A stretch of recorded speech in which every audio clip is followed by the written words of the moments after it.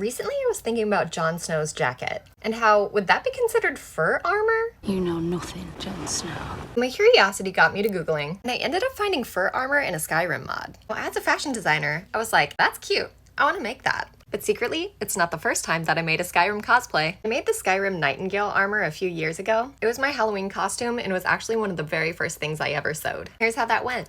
All of the foam pieces were mostly held together by hot glue. But back to the Skyrim fur armor. I started by tracing out a pattern that was similar to a bikini top I already owned.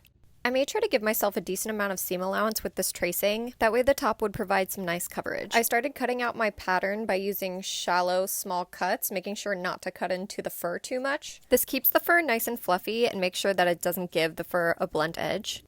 Then I measured out how I wanted the side fur flap to lay on the waist. I transferred those measurements onto my fur, pinned, traced with some Sharpie, and then cut it out. I did some measuring for the shawl, and I used a pashmina as a guideline. I draped and pinned all of my pieces onto my mannequin, and then I cut out those same patterns in satin for the other side. I pinned and sewed the top and added some black elastic to wrap around the back.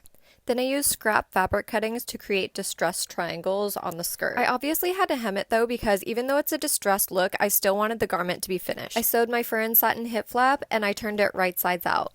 Next was draping the hip flap onto the skirt. I pinned it in place where I wanted it to sit, and then I sewed along the lines of where I pinned. Here's how everything's looking sewn together so far. Next, I created some darts along the shoulder seams of the shawl. I did this to ensure that it would sit nicely on the neck and not pucker up. I made sure to put the darts on both the lining and the fur, and then I pinned and sewed both of those together. And here's the final look of the outfit. I also added a little belt and a little coin purse, just to keep the design as true to the original as possible. If you like this video, make sure to give me a follow, because I make Rave and festival outfits and tutorials like this all the time. And if you want to check some of those out, make sure to visit my website, www.ravepositive.com.